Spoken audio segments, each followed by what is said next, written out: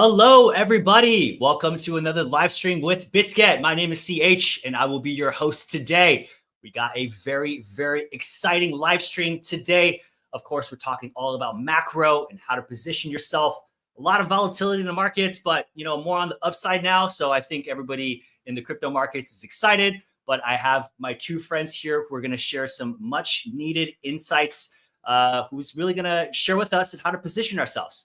Of course, we have my friend. First up is Will, aka Crypto Insight UK. How are you, my friend? Oh, I think you are. Are you muted? Yep. Yeah. Do you know what? So she talks about don't be muted, and then I muted myself. But anyway, I'm awesome, bro. How are you? And the markets are crazy, but so exciting, and like finally we have something to talk about in crypto. Like I feel like it's just been chopping sideways. Everyone's been a bit like this, and then now we're back in exciting territory. We are back indeed. Thank you so much for hopping on. And of course, next up, we also have my friend Quentin, massive creator, a lot of great content. How are you doing today, sir? I'm very well. I am not muted, so that's good. Thanks for having me. Absolutely. It's so great to have you two gentlemen on. Obviously, I follow you guys closely on X, and if you guys haven't followed them, be sure to do so. A lot of great insights. And of course, these two gentlemen will share with us a lot of great insights today. So of course, to start us off, I think we've seen major volatility, really was to the downside for a lot of, much of the time, but then obviously today, a little bit of a relief, which I'm sure we're all stoked on. So how are you guys thinking about markets? Like kind of what are you seeing? Maybe Quentin, you can start us off.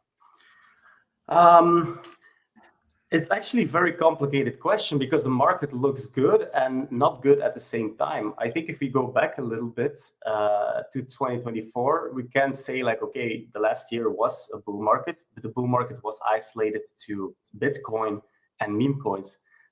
So yeah, altcoins still didn't got much love, except for some AI projects, of course, specifically AI agents. But yeah, I think like I agree with Will, like it is setting up nicely right now for altcoins as well. So let's hope that we will finally see it happening and that there's not like a project launching this time that sucks away all the liquidity out of the market. That would be, which happened a few times. We had a good setup before for altcoins, and it just got destroyed because of some launches. Yeah, absolutely. I mean, when I saw the Trump meme coin launch, it really was a crazy time in history, just kind of seeing the entire market tank because all the liquidity getting sucked out of it to go into that meme coin. I mean, I don't think I've ever seen anything like it in crypto. It's wild. It's crazy. No, I also think that like we've been drained as a community twice, like sentiment wise. I mean, into like March-ish time of last year, and then into the end of last year with like Trump and Libra. Like we had obviously our first we had like a mini pump in the start of 2024, didn't we? And then in the end of last year, we had then all the meme coins with like the FTX repayments potentially coming up as well. And I think that just drains sentiment out of the market. And then obviously, I think we're going to talk about the macro in general in a second. But like, yeah, crypto itself feels like, well, I've been saying I think that the risk to reward of buying here is really good just because of sentiment in returns to potential upside reward if the macro does start to swing around in the wider markets generally. Yeah, definitely. I also think like to touch upon one thing that you said, Will, is the sentiment, and it's just something that in all these years in crypto I have never experienced before, to see a sentiment so bad in actually a market that overall looks pretty good. It's really remarkable. I'm very curious to see how this turns out. Yeah, and like actually that's why I say that like on my channel I've been saying I think this is the best risk to reward like opportunity probably since I've been in crypto, and I mean that in terms of like time based as well as like in terms of reward, because oftentimes like in a bear, for example, unless we are in a bear now, like depending on whatever your view is, I don't think we are. But if we are not in a bear, then let's say hopefully towards the end of this year, maybe in the next few months, potentially on what swings in terms of like the wider macros we're going to talk about, this time to buy now for the upside reward and the time period is the best thing I've seen. Like, let's say you're going to get a 2 to 5x by the end of the cycle, which is probably going to be within the next 6 to 18 months. Whereas if you buy in a bear, I'm talking about like maybe Bitcoin here, for example. If you're buying a bear, you might get a 10x. Like if you buy the absolute lows, but you have to wait potentially 3 to 4 years. So that's why I say that it could be one of the best risk reward areas to buy in general because of the sentimental factor and the time-based buy. Yeah, absolutely. So, Will, of course, you mentioned that you think this could be a good entry point. Of course, a lot of the bears could argue that a recession is near, but then of course on the other side, you got the bulls who say you got the global M2 money supply that's kind of increasing. Of course, just today we had, or should I say yesterday now, the FOMC meeting that just took place, which of course major implications for the markets. So I wanted to ask you guys, like, what's your take on kind of like what macro factors will affect the crypto markets the most? Maybe Quentin, you can start us off.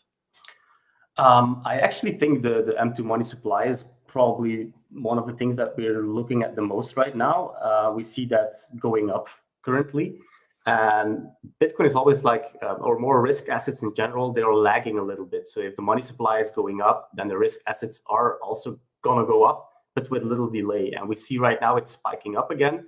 So that we could say, if history repeats itself or it rhymes, that that very soon we will see this money coming to the crypto markets as well. So I think that's a very important one. Obviously, having a recession, yes or no, is also an important one. But I think the most important thing that we should remember this year is that there's basically no way around money printing. So there will be money being printed to stimulate the economy, to make sure that we recover quickly if we go into a recession. But also, for example, what we see happening, obviously, with the tariffs of Trump, that is like giving some bad implications on the stock market. So they also want to like stimulate that. And I think like later on, and I think we will touch upon this more in depth about the Trump tariffs and what it means for the market. But I think by the end of the year, these tariffs will be gone. So then it will be probably up only mode if you combine it with like tariffs being gone, recession being hopefully out of the way, or more clarity at least, and the M2 money supply going up, QE. So yeah, I mean, it macro wise, it looks pretty good this year, to be honest. Aside from the tariffs, which is I think a temporary thing by summer, so probably we will get rid of them if Trump got what he wanted geopolitically wise, and of course also with what I wanted to. I forgot what I wanted to say. The second point, but anyway, I think like we're gonna get rid of that. Because he also wants to refinance the debt and so on. That's what I wanted to say. You want to refinance the debt, and I think these tariffs, of course, are pushing the markets down, bonds up, so they need to lower the interest rates. So basically, it's actually pretty bullish, all of that. Love that. Pretty bullish for sure. Will, what are your thoughts here?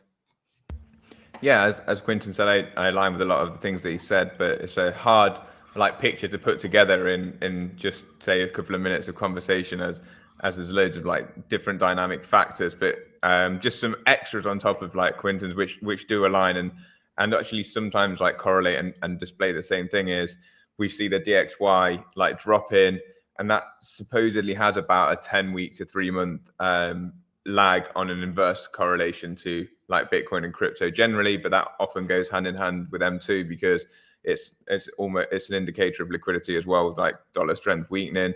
We're seeing changing in policy in like Europe, with Germany approving like $1 trillion defense spend on top of their $500 billion spend. Generally, I think the $1 trillion is over like maybe 10 years, but it could be 3. I can't remember that off the top of my head. But that's also the point of the capital is less important than the point that they're actually spending more like budget wise than they have been previously.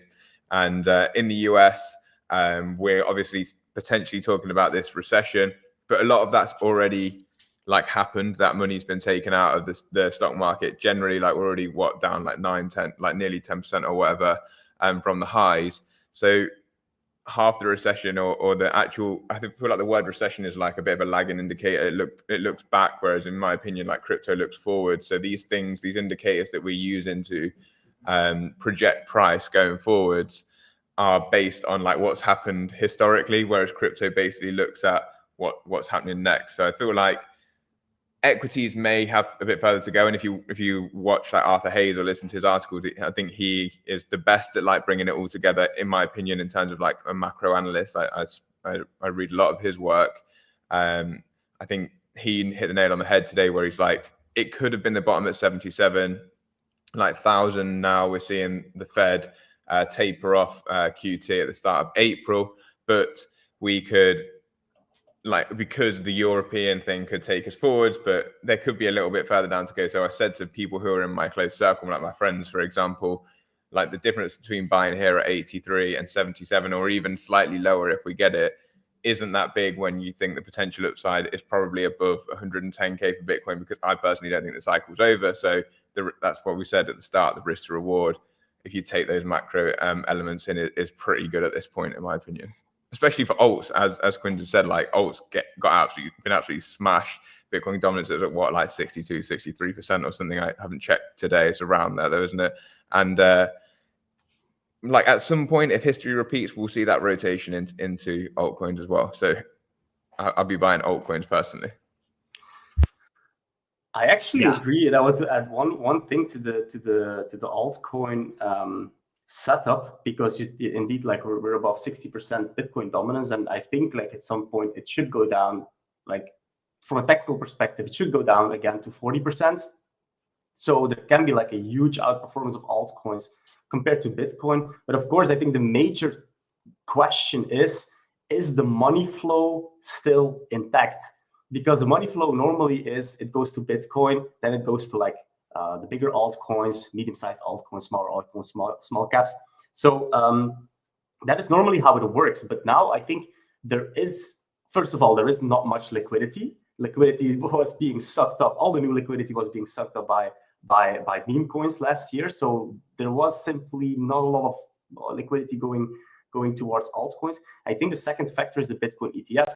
It's a very different money flow, because the money that went into Bitcoin simply cannot easily go towards altcoins, because like in the previous cycles, people, even smart money who wanted to buy Bitcoin, they bought it on like exchanges and like self-custody and so on. So it was easy to like make it go down towards like the big caps and so on, the normal money flow, which is not the case anymore. So that is the only question that I have. But I still believe that I do agree with you, Will. I think like the altcoins will massively outperform, even aside from that. And maybe this money flow is, we're not going to notice it. Maybe it's still there, but that's the only concern that I have. But could potentially like ruin the altcoin party this year. Yeah, I definitely think that the meme coin thing is bang on. I think that like that money's gone. Like not gone, but like a lot of that is the thing that's destroyed sentiment, and a lot of those people have been burnt, and that capital is probably not going to recirculate. As to the ETF thing, I do agree in some way, but I'm not 100%, because obviously we haven't seen this before. But I do think that a lot of people who held Bitcoin before, like before the ETFs came in, are those people who probably cycled the capital, and their bags have still increased. It's just whether they still rotate the same way or not. Like I do think that, like, because they're like whatever they held obviously has increased in value. I just wonder whether they rotate for because then maybe they stay in terms of like keeping their Bitcoin as a strength, as like a value protector, like similar to a gold, rather than rotate to find the extra percentage. That's where I don't know, because like institutions themselves can't easily rotate out of the ETF for the people who already held before, whose Bitcoin's gone back up in value, and then they see this trend. I presume they would still rotate, but there might not be as much capital as you said rightly. Yeah, absolutely. Great takes. Actually, one thing I was just thinking, because obviously the Bitcoin ETF has had crazy inflows, I think, especially last year. This year, I think since the inauguration, it's kind of taken a downturn, I would say. What's your take on like the Ethereum ETF? Like, why has it kind of been lagging? Like, what's going on there? Maybe Quinton, you can start us off. I think that smart money is not stupid, and they see what's happening with Ethereum in the past few years. Personally, it's still my third biggest holding after Bitcoin and Chainlink. But I believe in Ethereum, but we see that in the past few years, simply like Solana is stealing the market share. There is like not much going on anymore on Ethereum. Like the layer 2s are getting destroyed. Even if you look at Optimism, Arbitrum, Polygon, these projects that were like really hot to solve all the problems of Ethereum, nobody's using them anymore, to be very frank. But yeah, it's all happening on Solana. But even then, I would say like, okay, Solana, their main use case is also still meme coins and to some degree NFTs. But that aside, you see like more and more developer activity on other chains than Ethereum. It's simply losing market share. And I think that the smart money that wants to invest in ETFs also did their research, and they simply see like, okay, maybe it's not the best time to get into Ethereum. Maybe let's wait until things switch around. So it was disappointing, especially compared to the huge launch of the Bitcoin ETFs that actually, they were like the best ones in history on many aspects. So yeah, it was a great disappointment, and it's still like, if you look at, I just saw a chart this morning with the flow, and it's like, I think the last 14 days there was only one day with a net inflow in the Ethereum ETFs. So it's still not doing well. But again, I think the main reason there is that people do their research and they see that Ethereum is losing market share. Yeah, great insights. Will, your thoughts? Yeah, to be fair, like I find the Ethereum like price action pretty hard in general. Like I've always said that crypto's only speculative currently, like because we don't really have much real world use case, and speculation's only important whilst people are speculating. And that's not to say that Ethereum doesn't have real world use case, but right now it doesn't, and it's definitely potentially got the use case, and that's why we speculate on things. But as far as Ethereum goes, as Quinton said, like other layer 2s actually are probably more effective, but still aren't getting that much traction in terms of like settlement layers or like smart contract like payment layers or whatever you might use it for, applications, for example. But Solana has also been the hot topic. But because people have been burnt in the Solana ecosystem, anyone who's probably using like Sol for these like fast EVM like whatever capabilities they want to use it for have also been burnt on Sol. So they're kind of like doubly annoyed, I'd say. But I think as soon as like price action turns positive on ETH, then like hype will probably come back, and the cycle like kind of reinforces its like price action to hype to price action to hype. But if or when that comes back, I don't know. And I think as Quinton said, like smart money know the same thing. Like you can't, is it going to be a catalyst first that then drives people to ETH, or is the price going to move up potentially with some rotation from Bitcoin if we have like an alt season, or comes with Bitcoin and then price and then developers or attention goes back there? I really don't know. Like it's something I've been thinking about a lot, because I've actually been thinking about adding to ETH only because the sentiment's so bad. And as you know, CH, I've been a big XRP holder, and I know exactly how it feels when the sentiment's bad and no one likes your asset. I think there's a risk to reward on the upside because of emotional like damage for people and sentiment. And I think that gets mispriced in crypto as well. But I don't know where that price is because I haven't done enough research into ETH. Whereas for XRP, when I was like holding that and buying that during the bear, I was thinking like, well, look at previous downside, whatever. There's not much further to go, so I'm going to keep allocating. Whereas for ETH, like I don't know where a fair bottom in sort of like fair value is, because we haven't really seen it have this sort of like a drawn out like downturn yet, I'd say, in my time in crypto anyway. Yeah, absolutely. I think when you see the sentiment just go down the gutter, usually is a good time to start adding to those positions if you're bullish on the project. So thanks for sharing that. So of course, I think we can all agree that Trump has been arguably the biggest factor in causing all of this volatility. And some are actually arguing that he's crashing markets on purpose. I think, Quinton, you mentioned that obviously the debt with the US, they have to service it. They need to lower the rates in order to do that. So I wanted to ask you guys, like, essentially, what do you think of Trump's game plan And how will his policies affect the crypto market for the rest of the year? Maybe Will, you can start us off on this one. I think it's a hard one. Like, I think you can say a lot of things about Trump, but I don't think he doesn't have a plan. Like, whether you think that plan's to represent himself personally or for the good of America, or markets in general, I don't know. But he definitely will assess himself in market strength towards the end of the year, because he do towards the end of maybe like this year, because of midterms being next year, and then like trying to get elections into midterms, and then definitely towards the end of his 4 years. So is he manipulating it on purpose? I don't think he's stupid in terms of like understanding of markets. So there's probably some element of that, or understanding that markets are going to have a short-term flush based on his actions. But why exactly he's doing it is a very tough question. Only obviously he and his cabinet know. There's been discussion of him bringing like tariffs in, trying to like force a mini recession or a pullback in markets to be able to bring like Powell and the Fed on side. I think essentially what I think is happening is he's setting the foundations for what could be a monster rally when the time is right. It's just, when is that time right? And I don't know the answer to that question exactly. I didn't know or think we'd come as far down as we have in Bitcoin, like losing the bottom of the range and that we were previously in, if we're relating this to crypto. So I was wrong on that call. And that's left me thinking, okay, like how much more does he want to pull the market back?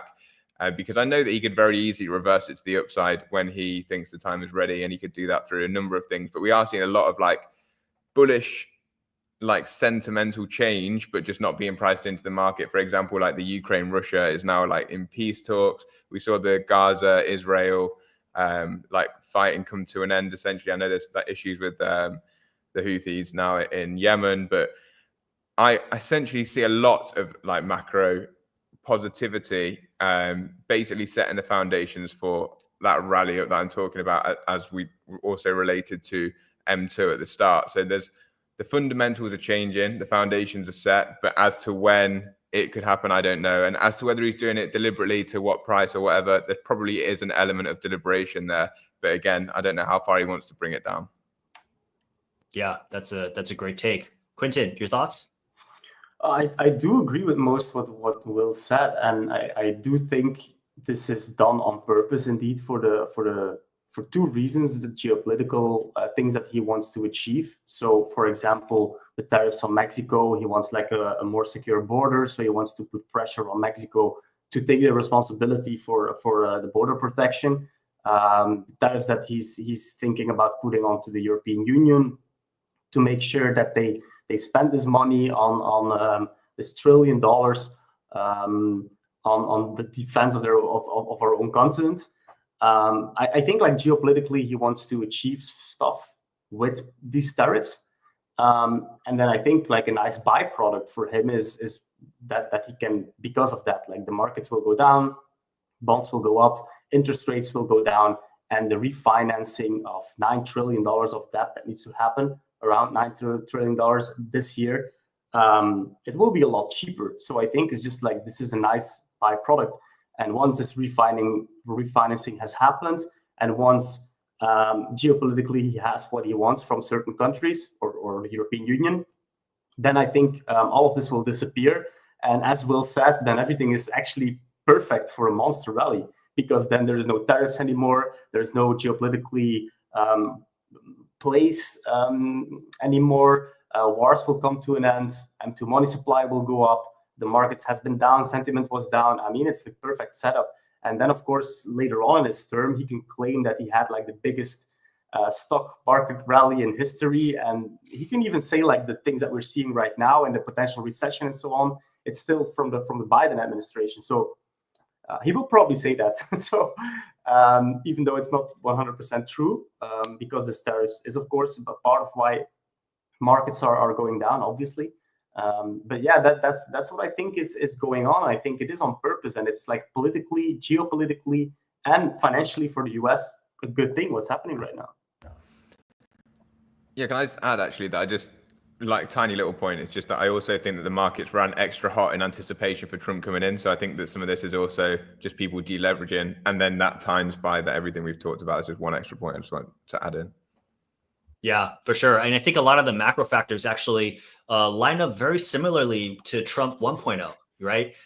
He was threatening with tariffs when he first came in. And then obviously there was a massive stimulus that came in, and it just made the entire crypto market and other markets also ripped to Valhalla as well. So I know that Raoul Pal talks about this. He says that, whatever is happening now, we just look at Trump 1.0 and things will kind of mirror in that. And so, lots to dig in there. But also another thing, actually, just today, I was watching the All In podcast. They were interviewing Scott Bessent, the Treasury Secretary. I mean, this guy is a macro trader. He was with Stanley Druckenmiller when he was shorting the pound, right? So this guy understands macro. He understands, financial instruments and trading in the markets and all of that. So I think with him in the realm and taking charge of the Treasury Department in the U.S. also is a big, I think, advantage for the U.S. as well, who really understands all of these debt burdens that they have. And he was very outspoken with Biden's economic policies, with all of these crazy debt that they were bringing, all the spending. So it'd be really interesting to see how that plays out. But yeah, I just wanted to briefly touch on that. I thought that was pretty fascinating. So of course, I wanted to say, because as Raoul Pal also mentioned, he thinks that China might be the big country to stimulate. And I know that obviously they have a weakening real estate property market and other kind of macro factors that aren't looking so great. And so they're desperate to stimulate. So of course, there's a lot of talk that they're the country to do that. So I wanted to ask you guys, what would you agree that China is this next country to stimulate? And perhaps what other countries' monetary policies could affect the crypto markets the most this year? Quinton, I'm going to kick this back to you. To be honest, I don't know too much about what China wants to do, to be very fair. One thing I want to touch upon is I see a lot of bad information about China and their monetary policy. I saw this chart of the M1 money supply of China making a huge spike recently. And everyone was saying China is massively stimulating and so on. But basically it was a recalculation of how they calculated their money supply. So there is some misinformation there. But I mean, aside from that, I personally don't know how China is going to solve the problem with the real estate, because they also need to be very careful there. I think otherwise it has the potential to just collapse. So I don't think they will overstimulate. But yeah, they need to do something, obviously. But what specifically and how this will impact, I'm not too sure. I'm also not too sure if it will have a huge impact at all, of course, because it's still a financial system and still an economy that is, I wouldn't say isolated, but it doesn't have as much of an impact worldwide as, for example, what the US is doing or the European Union. So, yeah. Yeah, for sure. Thank you for that. Will, what are your thoughts here? Yeah, I agree. And I'm not an expert in China's monetary policy, but I do know that they need growth. And at the minute, one of the big things that's been holding them back has been dollar strength. So weakening the yuan or stimulating into dollar strength is obviously pretty difficult for them to do.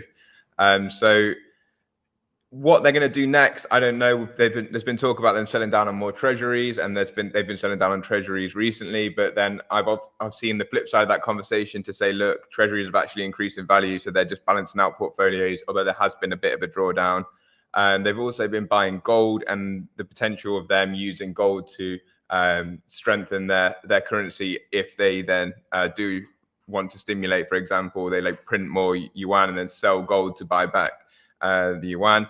But then we've also seen being floated around, which I thought was a bit of a moon boy sort of statement when I first read it from Arthur Hayes, but then I actually saw it being talked about by Cross Border Capital's Michael Howe, that it looks more and more probable potentially that the US revalue the dollar against gold. And I don't actually know what that means. I've never seen anything like that in my life. Obviously, we had the Plaza Accord when was that in the 70s or 80s. I can't remember where they revalued the dollar. But revaluing gold specifically, I know they did it in the 30s after they confiscated gold. But how does that look in our day and age? I don't know. Does there have to be some sort of agreement around that? And would that be something that could send crypto much higher than we think? Again, I don't know. But these are the things that I'm looking at the minute. specifically China loosening their monetary policy and trying to stimulate growth because they need that. I think the US won't be the first to do it, but we're already seeing it out of Europe, as I said, with even though it doesn't look like specific stimulus, with Germany breaking their legislation that they had put on them after World War II for not being able to spend over a certain amount, obviously be like at the end of the war, they've actually broken that this year now, saying they're going to spend extra on defense spending and their budget, which is basically other countries will potentially follow suit, and we're just seeing the unshackling of the rules in terms of what to print. That's what I think is happening, and I think will continue. What form that takes, I don't know, and how exactly that occurs, I don't know. But as Quinton said, there's a lot of debt out there, needs to be refinanced, but also you still need to add growth to economies, otherwise they're going to collapse or be in trouble. So without that growth, where are we? And we need to find that growth somewhere. And I actually think that crypto is actually a good way to counteract a lot of this like growth and debt problem, because it's pretty much a Hail Mary, but a free throw for anyone who wants to add it to their balance sheet. If people start to agree and to allocate to it, it should increase in value, and then you can obviously bang that, as I said, onto your balance sheet there. So I think gold is the thing that I'm watching. I don't know too much about the technicals of it, but to start to see more than one economist talking about the same thing, it makes me wonder how it would affect the market long term.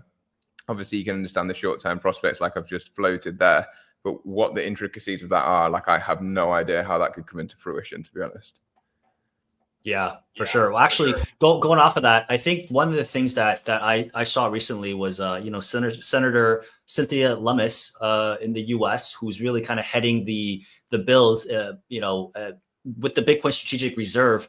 What she said was, obviously, we have, I think, 5% or not. Wait, the American government has 5% of global gold in Fort Knox, and currently the value denominated is actually the value back in the 40s. So it's like $40 an ounce, whereas today it's like 3,000, right? And so what she was saying is we should revalue that gold to today's price and start offloading that and converting that into Bitcoin, and then, start buying. And then over time, you start accumulating all this Bitcoin. And then say 20, 30 years from now, there's a very real possibility that the debt could be paid off if Bitcoin goes to where the crypto people think it's going, right? We're all Bitcoin bulls, so we understand the scarcity and the game theory and all that kind of things. But right now, there's still a big kind of education that's lacking amongst a lot of these politicians. But I think with Trump coming in, that's of course being addressed. So it would be fascinating to see kind of how that plays out.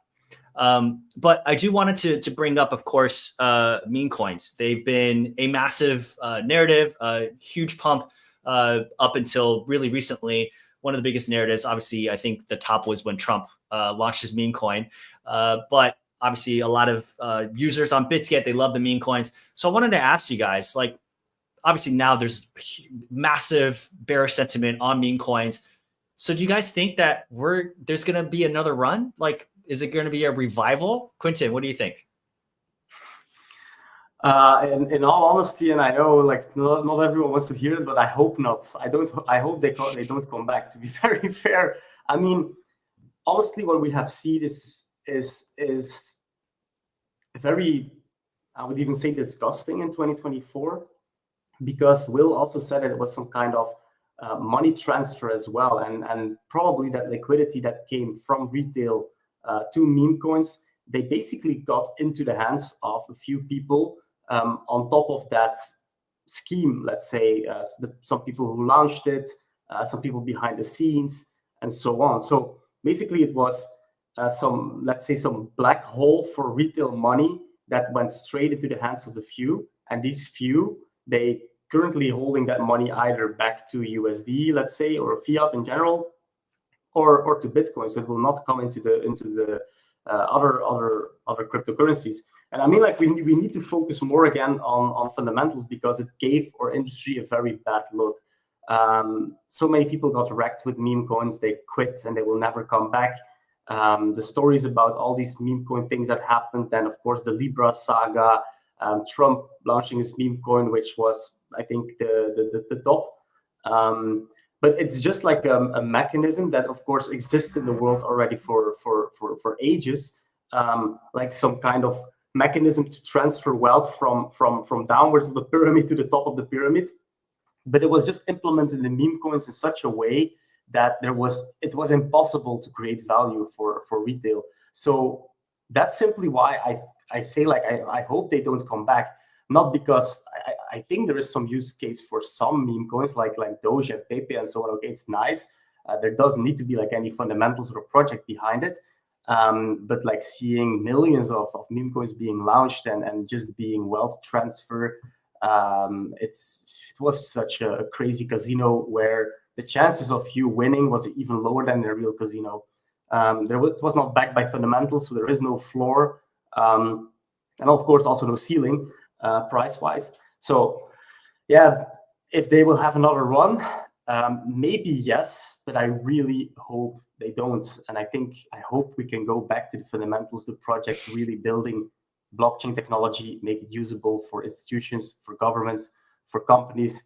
And yeah, we're just building really great stuff, really cool applications with blockchain. I think we should focus back on that. No doubt. I would agree with you. Will, what are your thoughts? Yeah, I align pretty much, to be honest. Like, as you know, CH, and we've talked about personally, but also on the channel, I've never been a big fan of memes myself. I started to get more of an understanding of why people invested into memes, but it's kind of like in a financial system, you still have gambling, and I think that meme coins are gambling, but as Quinton said, but with bad, like worse odds for yourself.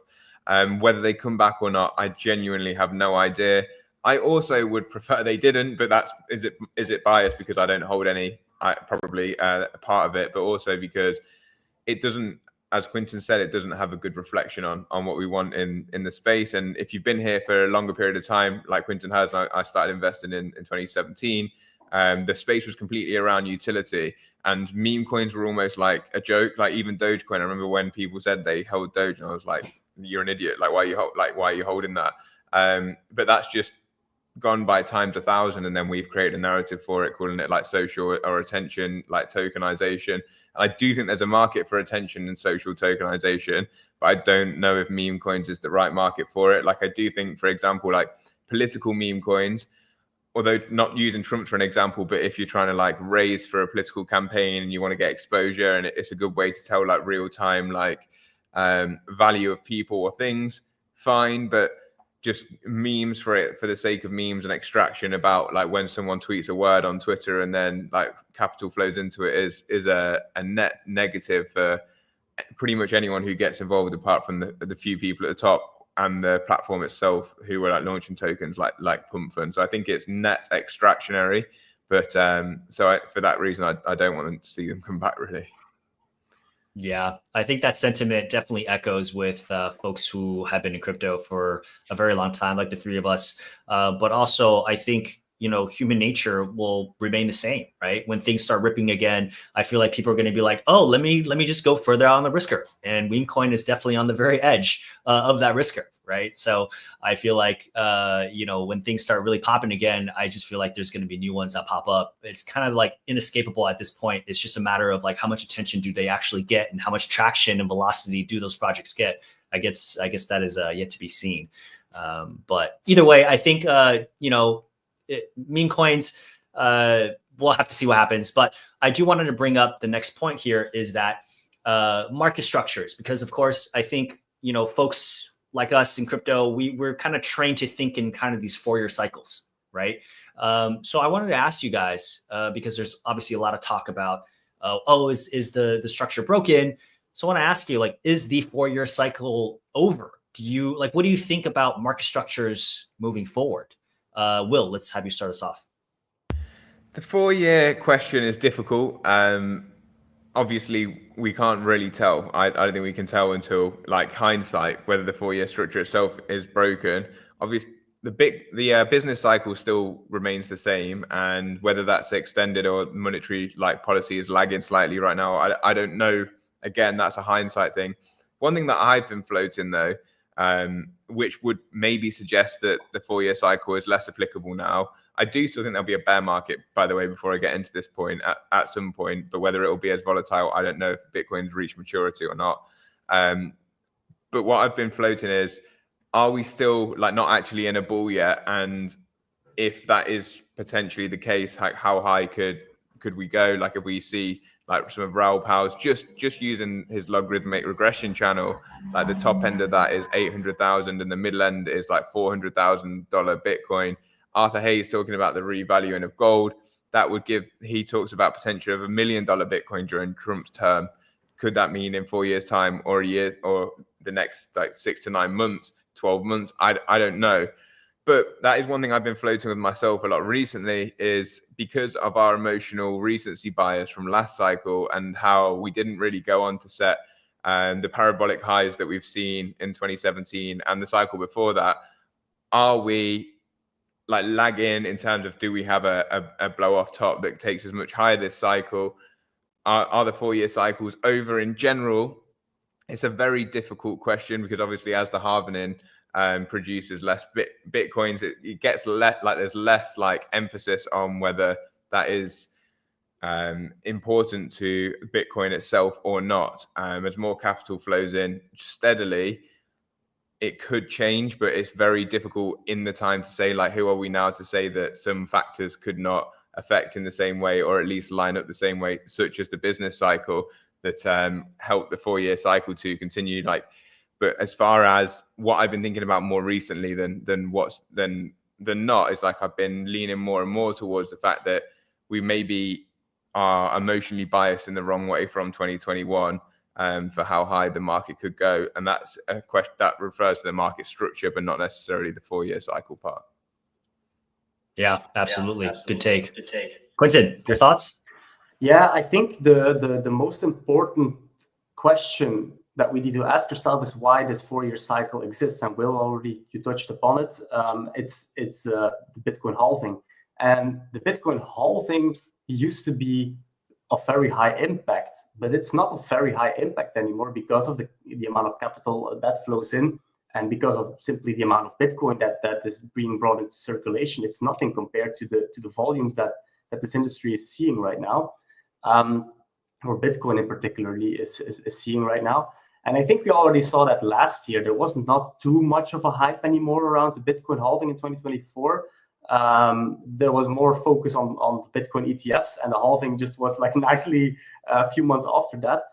But I think like the next one, the impact will be nearly nothing anymore, because it will be even less Bitcoin. It's now like 3.125 BTC per block. It will be half of that in a few years' time. So the impact will be nothing anymore. So there is no reason anymore to assume that this 4 year cycle will continue. Why would it? It will probably move some other, follow some other factors, such as macro factors. We see these cycles also happen within gold, within the stock market, within even economies in general, and they are often a lot longer. So I think personally, I'm pretty convinced that this is the last time we will see a 4 year cycle. But I do think it will be more or less 4 years this time. Then we will see a bear market, but then it's done, in my opinion. But I also think the bull market, I think it is delayed already quite a bit, because in my opinion, to narrow it down to like one specific thing is, I think once the retail cycle starts, we have around 9 to 12 months. That was the case for all the previous cycles. At the retail stage, I mean like the euphoria and the snowball effect upwards. And right now, there is no retail stage. There is no retail money coming in. There's nothing that I'm looking for to say like, okay, from here on, it's 9 to 12 months. So I still think it needs to happen. Hopefully it happens soon. But I think we will already go for a peak into Q1, Q2 for now, 2026, while a lot of people thought like, okay, in the mid of 2025, it will be done. I think it will be nearly a year longer already. So then it will not be 4 years already. It will be a longer bear market after that, maybe. We will see. But I think like it will just follow other factors than than the Bitcoin halving. And that makes my theory of, I don't see any reason why the 4 year cycles would continue from here on. Zero reason. Very, very interesting take. Thank you for sharing that. And actually, Quentin, you brought up a very good point that I really enjoy hearing. Of course, the Bitcoin ETF coming into play, and how like the flows in the ETF obviously doesn't trickle down to alt. So I think that's why we're seeing massive underperformance of these altcoins. But speaking of Bitcoin ETFs, I think structurally that has maybe been one of the biggest changes to the market dynamics in crypto. Right. I was watching an interview with Bitwise, and the CEO of Bitwise spent decades on Wall Street, and he really specializes in ETFs. And he said, from his financial background on Wall Street, he says that when a ETF product launches, every single year after that, it always gets more and more adoption. Like across all ETF products, he said you always see a growing adoption because Wall Street, they have incentive to sell these products, right? When they launch, Wall Street needs some time. They got to trickle down to their clients. They have to go golfing with them and get shit-faced with them, and then sell them on the product and make money, right? And those things take time. And so he says, ETFs usually every single year, it just grows and grows and grows. However, the Bitcoin ETF has been the single most successful launch ever. Like there's nothing that comes even close to other ETF products being launched in terms of the adoption and money coming in. So that's still yet to be seen, like how that kind of changes over time. But I thought that was really fascinating, in that how the ETF kind of plays into this whole narrative and the 4-year cycle, because I mean, who knows? I really have to see what happens from here. So I thought that was pretty fascinating, and I wanted to share that real quick. But of course, when we talk about macro, we have to talk about gold. And we did mention that a few times already. But of course, gold is currently trading at an all-time high price, which is crazy. What do you guys think of this? Like, what does this mean for Bitcoin?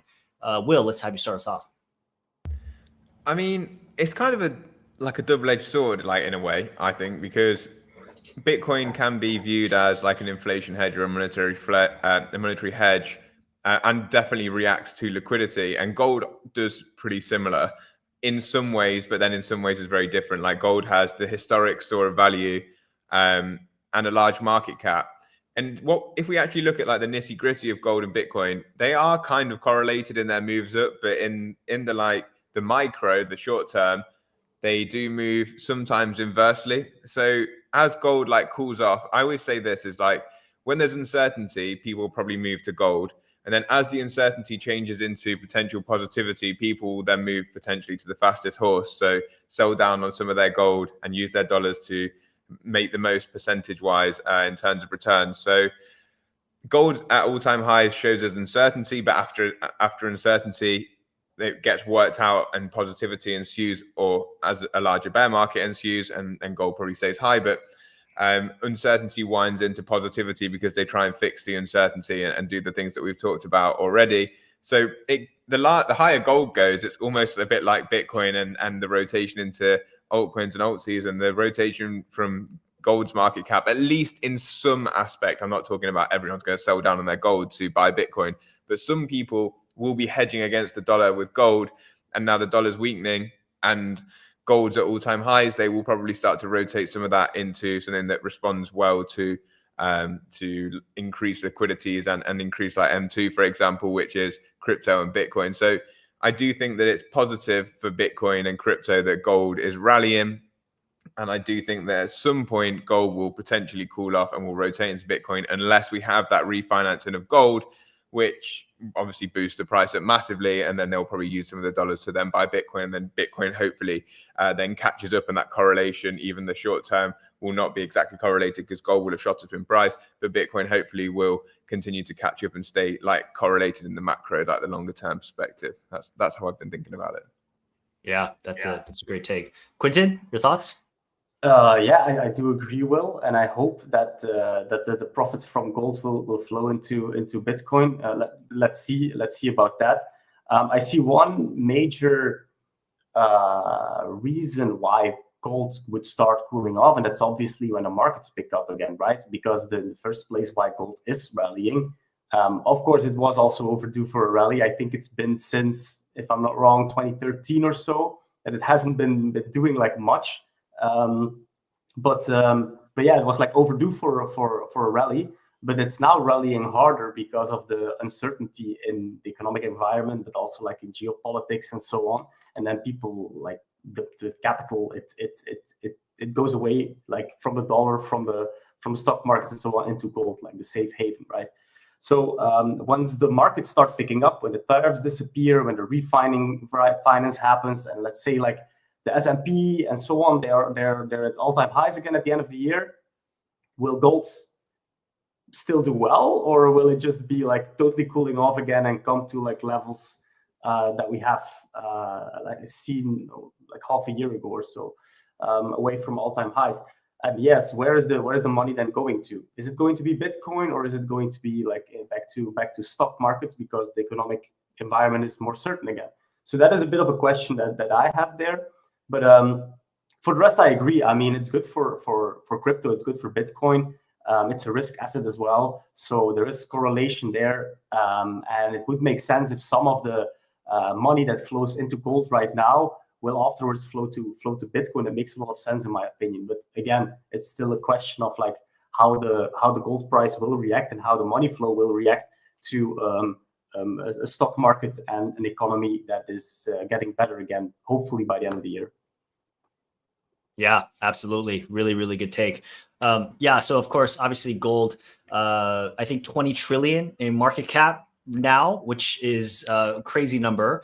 And, you know, if you're looking at gold, Bitcoin, of course, it is digital gold, right? And a lot of people are saying that, especially Michael Saylor, of course, for Ultra Bull, he says that Bitcoin, no doubt, will match gold's market cap. And so if that's the case, guys, it is a fact. Bitcoin will be over $1 million if it matches gold's market cap.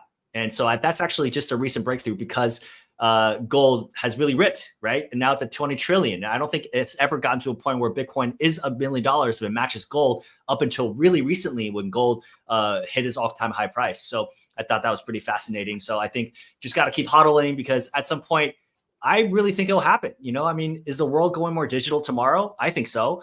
Is the younger generation going to go and buy gold or Bitcoin? I think we all know the answer there. So I feel like the longer it drags on and with the nation states game theory in play coming in now, I just think it's only a matter of time. So I think it's pretty fascinating that I wanted to share there.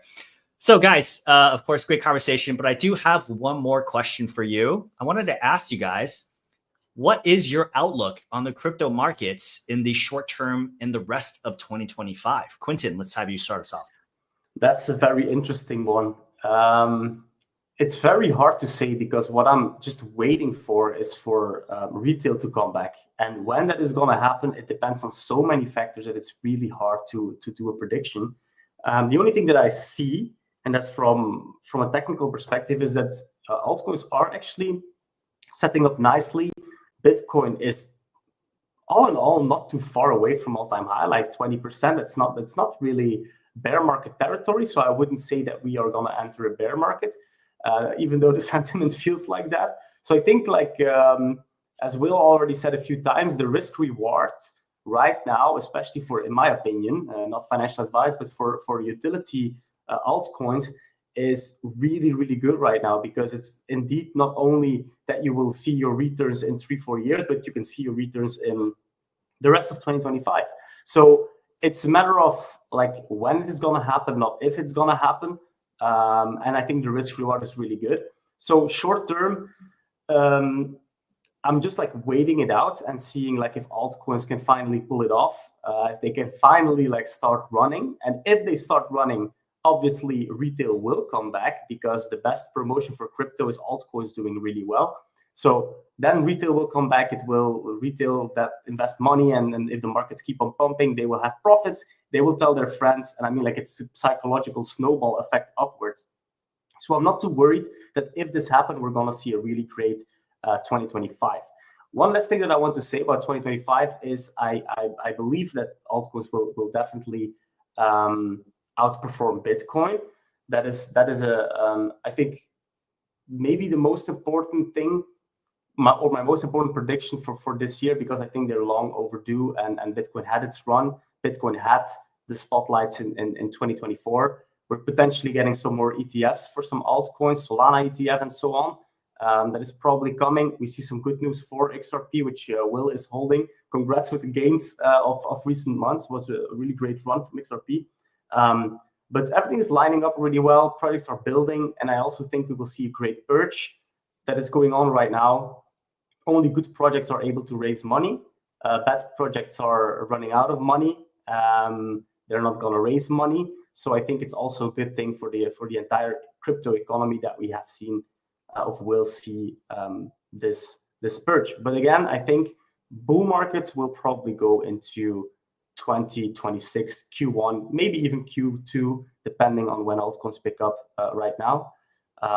So a bit longer than I initially thought. Initially, I was also in the camp of November, December this year. We will see a cycle top. Makes sense with the 4-year cycle. But right now, I'm rather in, okay, we are seeing some delay. It's probably going to be a half a year later than that. For sure. And speaking of the purge, I think, just like Warren Buffett says, right, when the tide goes away, you really kind of see who's swimming naked. And right now, we're definitely seeing a lot of bare ass. So it'd be interesting to see what happens, right? Will, what are your thoughts? Yeah, to be honest, I'm pretty similar. The short term and the rest of 2025, the short term is at this point close to a guess because of the factors that we've discussed throughout this live stream, basically tying them all together. The macro, the increase of M2, whether we have a little bit more of a flush down to cause the recession to then trigger the positivity, and whether that correlates into crypto or not, or whether crypto is forward looking at what the EU are doing, whether some of the places like China stimulate in the short term and crypto starts to see the pump from that, and maybe equities still do draw down slightly, but crypto starts to lead. I don't know. The short term is very difficult. In 2025, I think that we're going to be much higher than we are now. I think we'll probably see Bitcoin break its all-time high again this year. And I think, as Quinton said, that alts will outperform at some point. Specifically, obviously, I talk about XRP a lot, and it's done pretty well. And I do think that will potentially continue to show some extra strength and dominance. And one thing that I've said a lot on my channel is, if we start to get to the 12-14% dominance range for XRP, which we have seen historically, that's when I'll find it difficult and not know where to reallocate capital. I'll have to look at some of the utility-based projects, maybe like Chainlink, like I think Quinton's a big holder of, because the risk to reward of then holding XRP, no matter what the price is at, starts to become pretty negative. But I do think that strong alts like XRP and ones that have led in this recent pump will probably continue to lead the show, at least in the short term, if we get that short-term pump. And when that might come. But by the end of 2025, I think that prices in general will have been, if not will be, significantly higher than where we are right now. And just trying to guess exactly when that is. It could be today if Trump comes out at blockchain DAS and says something crazy that we're not expecting, then that could happen. And I think, although we're very negative and like he talked about the digital asset stockpile recently on Twitter, and it caused a lot of kerfuffle, positively and then negatively, I also think he's the sort of guy that could come out and be positive. And I said in my video today, fool me once, shame on you, fool me twice. Like, shame on me, essentially, in my YouTube video. So I think everyone's thinking, if he comes out and says something bullish today, oh, I'm not going to fall for it, so I'm not going to invest. And then we could see a sustained pump. And that's how markets go, isn't it? It's like when you start to think you figured it out, just as we all thought we had with the 4-year cycle, things start to change and you have to adapt. And that's why they're interested, and we spend all our every day in the markets, because it gives us something to do, essentially. So when the top might come in, I don't know, but I think that we continue to go higher for the rest of 2025 when we find the bottom, which we could have found, or it could be in a few weeks to months' time.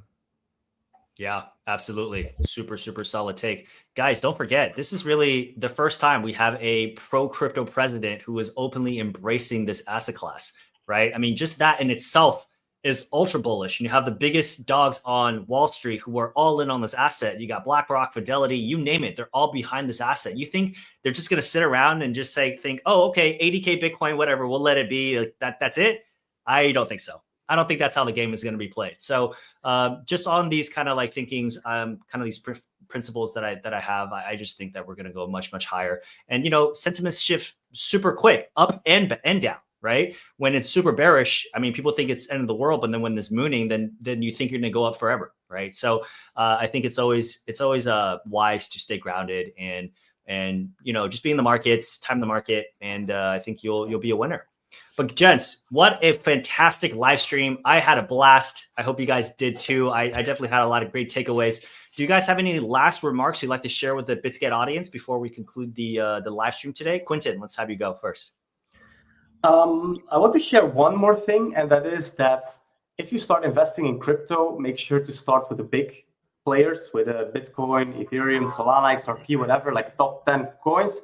And if you know more and more about crypto, you can take more and more risk. But please don't throw all your money in meme coins, because I believe that 95% of people that are now turning their backs on crypto, they started with meme coins, and I think it's not the way to go. So be careful. This is still the Wild West, even though we're slowly getting out of that with regulation and so on. But always like focus on the big ones first, and you can take a bit more risk if you know more about crypto and with smaller percentages of your portfolio. Of course, no financial advice, but I think it's a good takeaway and a good thing to do for your risk management. Love that. Thank you so much, my man. Will, last remarks? Yeah, actually, I think that's a great thing to finish on. It's like a lot of us, and in fact, probably us as well, we stayed in the space probably because some of our initial capital was in some of the large caps, and that's kept us interested in the space because they've increased over time. If you want to go out on the risk curve after you have some other assets, then great. But definitely reiterate what Quentin's saying there. And another thing that I personally am guilty of, but has served me pretty well over the last 7 years, if you have a long-term outlook, then being a bit of a permabull is pretty good as well, which is, I wouldn't say I'm completely euphoric all the time, but I definitely lean towards bullish bias as often as I can. And that's got me through the hard times, because if you just draw back on history, the good times come. But with that being said, like, I just want to say thanks and shout out to CH for having us on. It's a great talk, and nice to meet you, Quentin. We haven't met before, so great to spend some time and discuss like thoughts with thought leaders. It's fantastic. Thank you. Absolutely. Gents, thank you both so much. We look forward to having you back on. Always just fantastic insights, great alpha. Quentin is new to the BitsGet fam, so really excited to have you on board, good sir. Guys, thanks again. So that about concludes our live stream today. Guys, please be sure to follow our speakers, of course, Crypto Insights UK, Quentin, they're both on X. A lot of great insights there. Of course, as you saw from the live stream, thought leaders in the space, a lot to contribute. So be sure to go and follow them. Lots of great insights. Of course, please be sure to follow BitsGet and myself if you haven't already. We all continue to bring you some great crypto insights. That is it from us. Take care, guys. We'll see you all again very soon. Bye-bye.